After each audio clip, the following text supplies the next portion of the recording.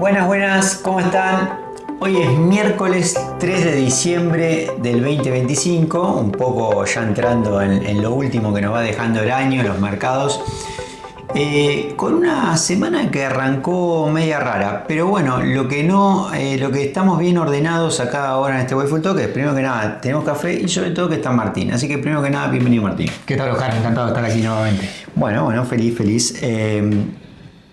Esta semana fue una semana rara porque justamente el lunes cuando nos despertamos acá en Occidente veíamos que los mercados en Asia estaban a la baja, sobre todo vimos como activos que son un poco más sensibles como el Bitcoin cayendo casi 10% y nos preguntábamos un poco qué había pasado del viernes para el lunes, ¿no es cierto? Y bueno, acá parece que el que metió la cuchara había sido Japón y acá, como siempre, nosotros no queremos quedarnos solo en la noticia, sino tratar de entender un poquito más a fondo y tratar de entender un poquito más atrás qué está pasando, entender, comprender, para, bueno, conocer un poco lo que siempre los advisors nos interesa, ¿no? Los drivers, ¿no? Aquello que es el nexo causal que existe, cuando lo tenemos, a veces no lo tenemos. En este caso tenía que ver un poco con la deuda japonesa. Así que lo que quería era un poco conversar con vos, Martín. ¿Cómo estás viendo el tema? ¿Por qué? Porque se trató de algo que parecía que tenía que ver con liquidez, una falta de liquidez global, pero que se había originado con un tema de deuda en Japón. Sí, te diría que lo exacerbó todo el tema japonés. No es nada que el mercado no estuviera viendo.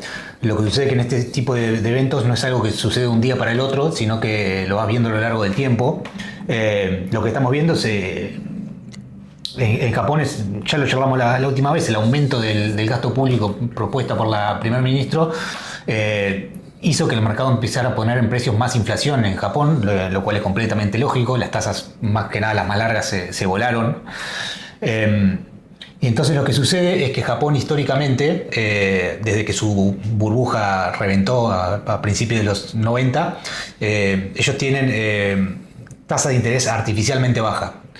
Y lo importante es que no es solamente la tasa como el resto del mundo que tiene artificialmente manoseadas, tocadas las tasas cortas, sino que Japón creo que es el único país del mundo que tiene control sobre toda la curva. Toda la curva completa. Es decir, claro, porque vos lo que marcás es, en Estados Unidos, nosotros vemos cuando hablamos de la tasa de Powell y demás, estamos hablando de la tasa de corto, ¿no? de los bills, de las tasas más cortitas.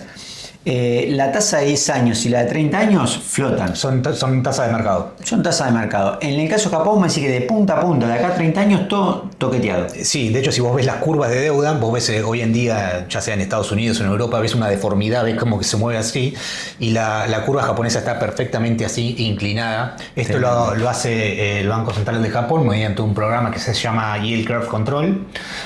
Básicamente lo que hace es comprar bonos para que la curva termine teniendo la forma que ellos quieren. Y esto tiene como consecuencia que el mundo le ha tomado el tiempo a Japón y lo usó durante, ya son creo 30 años más o menos, desde fines de los 90, lo usa para financiarse barato, porque te están dando una tasa de interés artificialmente baja. Entonces lo que hace el mundo es ir a buscar yenes a Japón, los pide prestado a una tasa ridículamente baja, los cambia. Por abajo del 2%. Sí, depende el periodo temporal que tomes, incluso está muy por debajo del 1% también. Y usa esto para financiarse, para apalancarse y comprar otro tipo de activos, ya sea Bitcoin o mercado de capitales o bonos o lo que sea.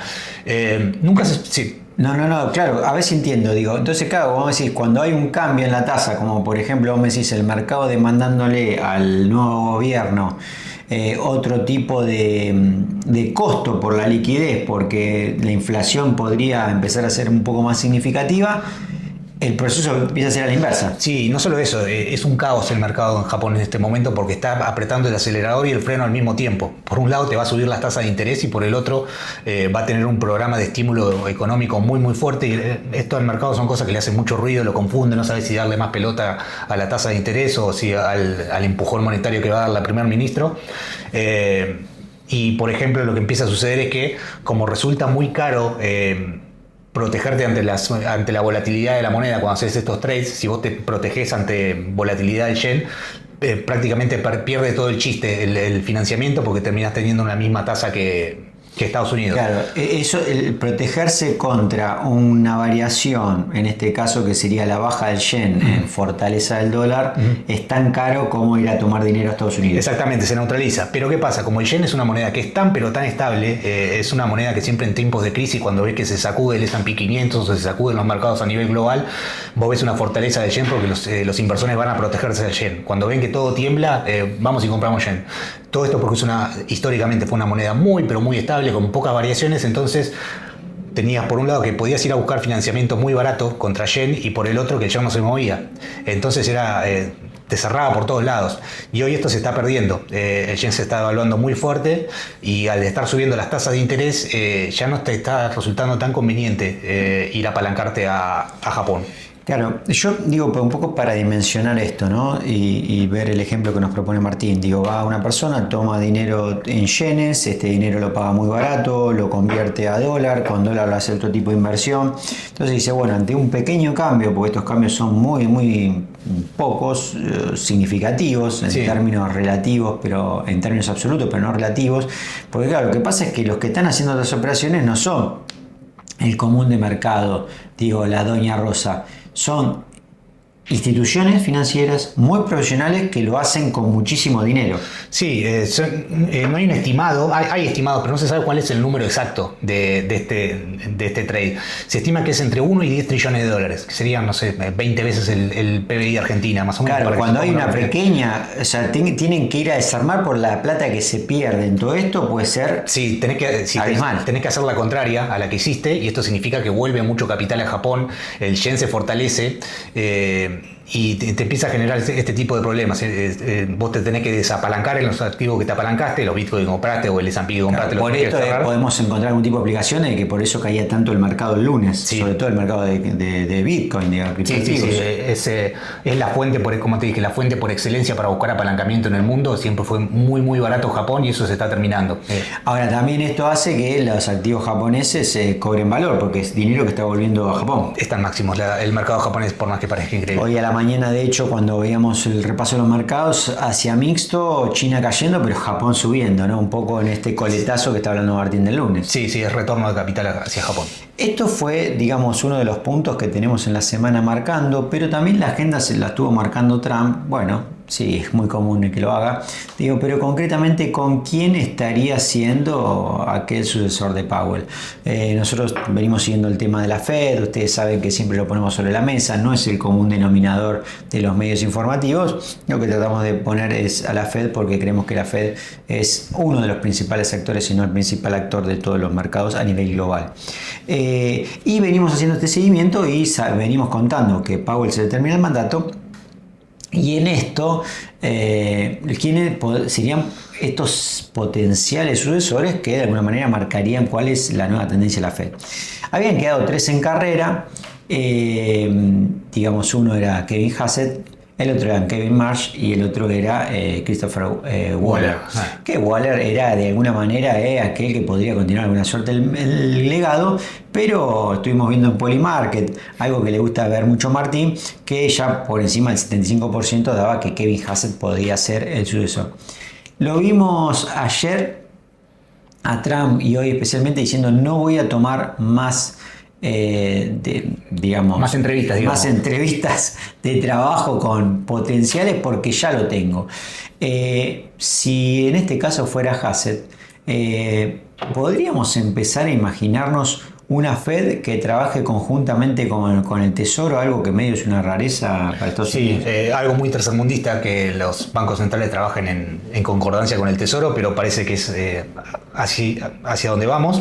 Mucho cuidado igual porque una vez que los tipos entran a la Reserva Federal la cosa cambia. A Powell también lo puso Trump en su momento con Totalmente. La misma esperanza con la cual la va a poner a Hassett. Y de buenas a primeras le subió la tasa. Sí. Allá por febrero del 2018. No solo le subió la tasa, sino que le comenzó un proceso de tightening terrible que en un momento le partió el mercado de capitales a la mitad y a partir de ese momento siempre lo quiso agarrar el cogote, digamos. No llegó al punto, pero es verdad, claro, en febrero de allá por el 2018, en medio de una guerra comercial con China, vimos un fuerte retroceso en los mercados, mucha volatilidad. Pero bueno, si tomamos esto que vos decís así a face value, digamos, sí, deberíamos ver una Fed mucho más independiente y una época, unos 4 u 8 años de dinero fácil en el mundo nuevamente.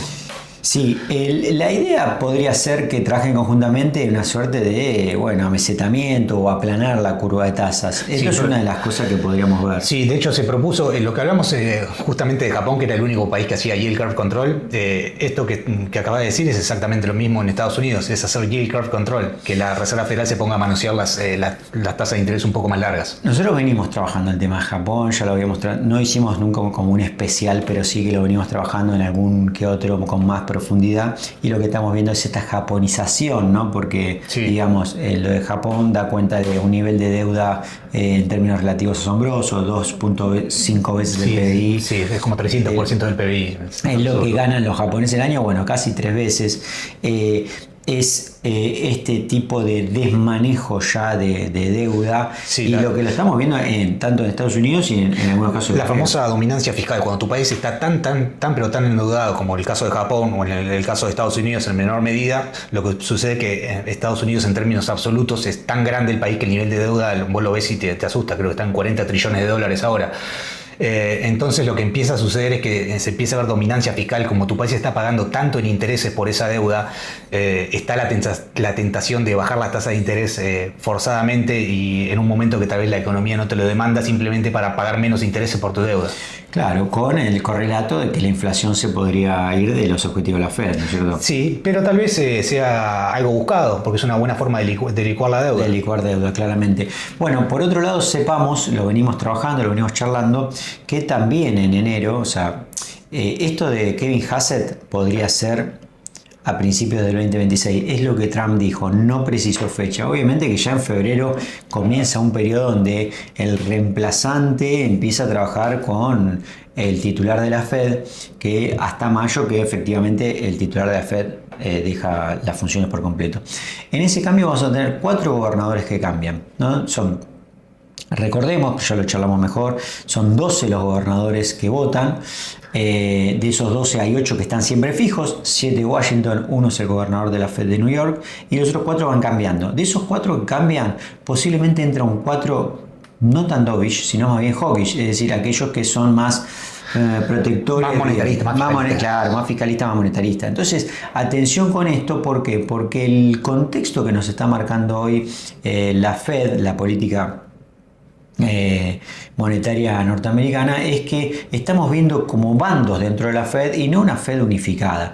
Y aun cuando esté Hassett y aun cuando trabaje de alguna manera en tándem con el secretario del Tesoro, hay que ver si puede conseguir esas mayorías dentro. ¿Por qué? Porque no es aquel que toma la decisión, sino es un primus inter pares, ¿no? Que de alguna manera va manejando todas esas yo situaciones. Yo lo prefiero así, prefiero que no sea un bloque la Reserva Federal adentro y que haya distintas opiniones y discusiones. Habiendo tocado el tema de Japón, el tema de la Fed, que son dos cosas que me parece que están marcando un poco el tren del mercado, me ocurría llamar el tema de que hoy por fin tuvimos otro dato de empleo, el ADP. Vamos a poner un poquito acá, porque ustedes lo saben de memoria, pero como para repasar, nosotros tenemos como 2 grandes datos de empleo. Están el NFP, que es el que hace el Buró de Estadísticas de Estados Unidos, que sale el primer viernes de cada mes.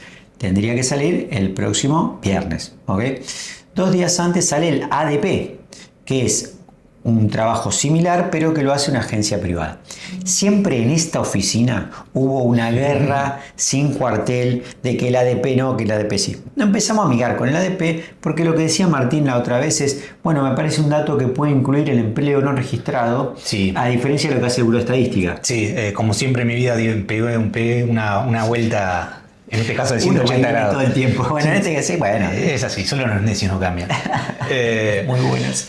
La metodología de ADP me parece mucho más sólida. Me parece mucho mejor a la hora de capturar los números de empleo. Así que sí, le estoy tomando mucho más en cuenta que antes. Te dio una pérdida de empleos en este caso. En este caso, pérdida de empleo. Claro, porque acuérdense que nosotros tenemos como el estimado, ¿no es cierto? Es aquello con lo que vamos a comparar el dato. El estimado, poco siempre discutido acá, sí, es una suerte de estudio que hacen los analistas. Le preguntan a 20 tipos a ver cómo la ves y los tipos hacen así, ven el viento. Y van arrimando un número. Claro, sí. El mes pasado había sido más 42.000 la creación de empleos. La expectativa de que ahora sea más 40.000. Acuérdense que no tenemos otro dato de empleo oficial. Esto es todo lo que tenemos. Y estos son los datos que salen en diciembre de los datos de noviembre.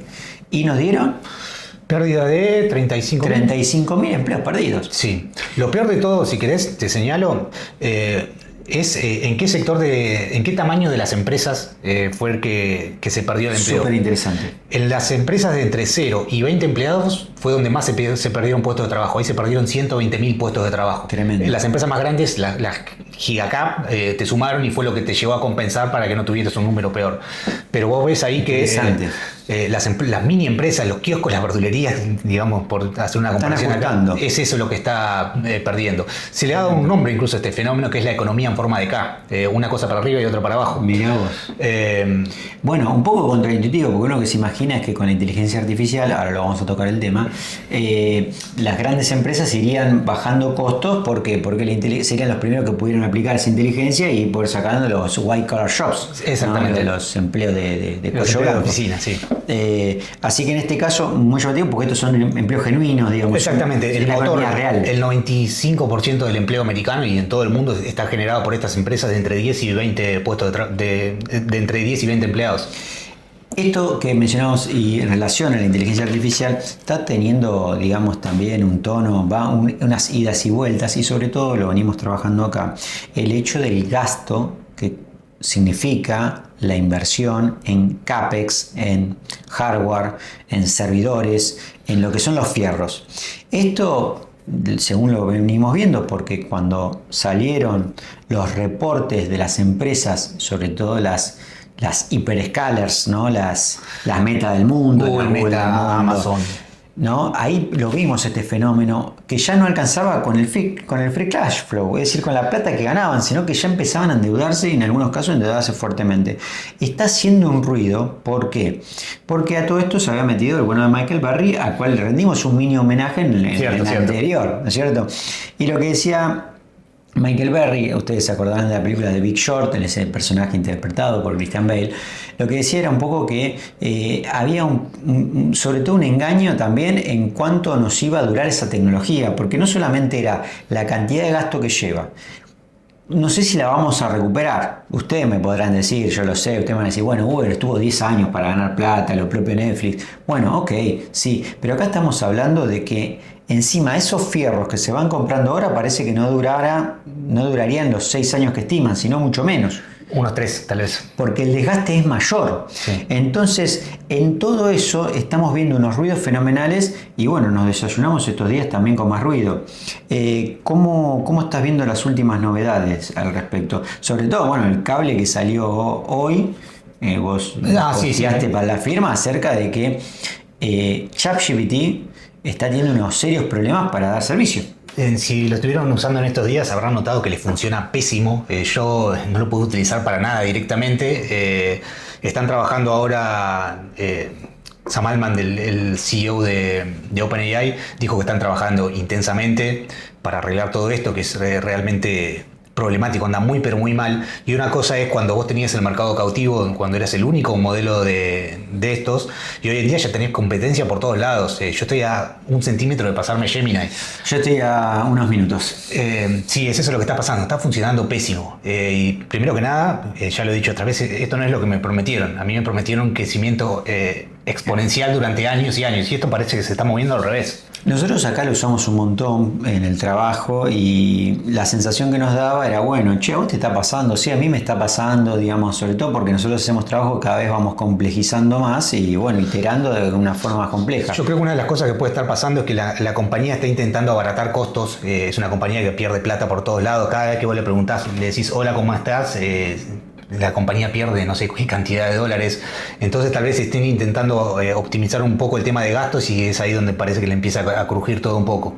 Esto se está... No. Sí, y Google no tiene ese problema porque Google es una empresa hiper rentable por otros lados y puede ir a pérdida con esa unidad de negocios infinitamente. Esto es bueno, y de hecho Google, la suscripción de Google es mucho más barata que la de... Sí, completamente subsidiada, pero sí. Siempre esto no es recomendación de compra ni recomendación de venta, consulten a su profesional, pero bueno, a tener en cuenta, muy interesante todo lo que estamos viendo y bueno, de alguna manera ya no es el crujimiento desde lo financiero, también ahora en los servicios.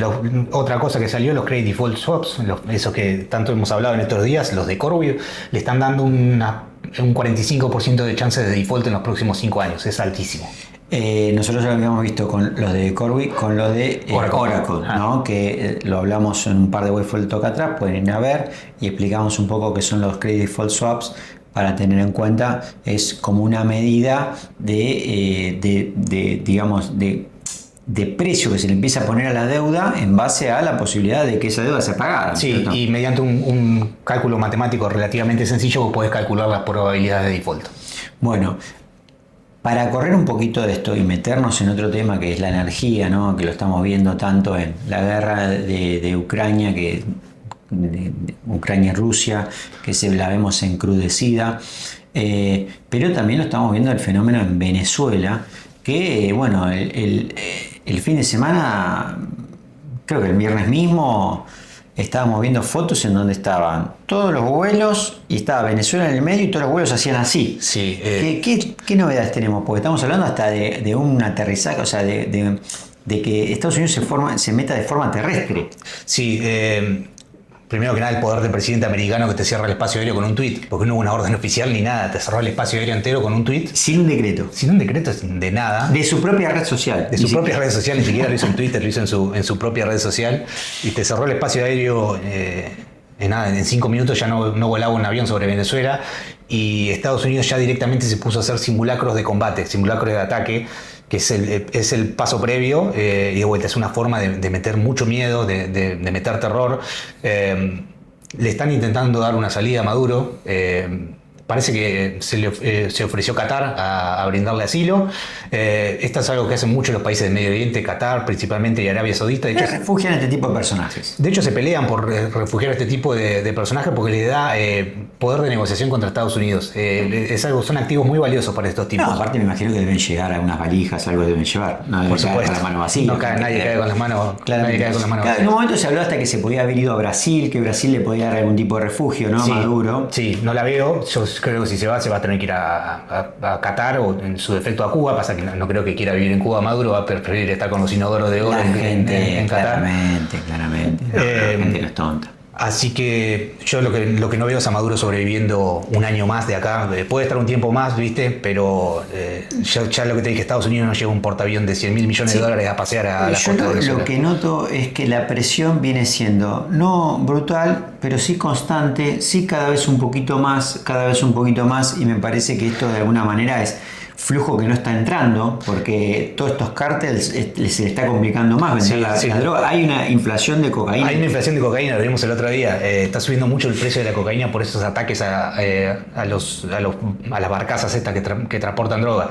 Y Estados Unidos, esto es muy americano, la doctrina de guerra americana es presionar y meter miedo, pero miedo de verdad. Por ejemplo, antes de entrar acá estaba viendo que Estados Unidos estaba mandando 2 bombarderos B-52, son los aviones más grandes que tiene Estados Unidos, es algo que es completamente proporcionado. Y lo que hacen los tipos, por ejemplo, mirá el truquito que hacen, le cambian el nombre del avión, los transponders, que son esas cosas que los radares detectan y vos podés ver el nombre del avión, y uno se llamaba Muerte y otro se llamaba Parca, por ejemplo, en castellano, en español. Y cuando están llegando te apagan el transporte, no lo ves más, y son pequeñas cosas que van haciendo los americanos para ir metiendo miedo, metiendo presión. Y no es la primera vez que lo hacen, siempre que tienen algo así, en Irán, en Irak, siempre es muy parecida la doctrina de guerra. Este es un tema para seguir, no porque digamos a la lógica de los talks sea interesante el tema político, sino porque obviamente está la energía atrás de todo esto y ver si esto pueden significar más barriles, porque como habíamos visto acá, el petróleo que se produce en Venezuela es un petróleo bien consumible para la industria americana. Está como anillo al dedo le va a la industria americana, está muy pegado a la zona del Esequibo, que es una zona muy petrolera enorme en Guyana, que está al lado. Guyana hoy en día es el Qatar sudamericano por la cantidad de petróleo que hay ahí, y eso lo están explotando exclusivamente petroleras americanas, así que... Y ahí hay que ver si no se han repartido también un poco el mundo entre Estados Unidos y Putin, porque de alguna manera yo no creo que esto esté haciendo Estados Unidos sin la veña de Putin por un lado, de alguna manera diciendo, bueno, mira, yo voy a estorbar menos en el Donbass, vos estorbarme menos acá. Sí, Rusia está con quilombitos un poquito más grandes como para ponerlos a defender a un dictador de un país bananero. Sí, además que le deben mucho dinero, no creo que se lo paguen, ¿cierto? ¿Qué podemos esperar para lo que viene? Bueno, ya de acá a lo que viene, poco, pero el próximo Way Full Talk, que va a ser la semana que viene, vamos a estar ya con la reunión de la Fed, ¿no? Que es el 10 de diciembre. Esto es para mí el tema excluyente, el tema a seguir. Así que de alguna manera, ¿qué le decíamos para lo que viene? Bueno, es lo que le decíamos siempre, lo mejor para las ruedas que quedan, y nos vemos la semana próxima. Muchas gracias por seguirnos y bueno, no está de más siempre, ¿por qué no? Dejar un like y suscribirse al canal. Un gran abrazo.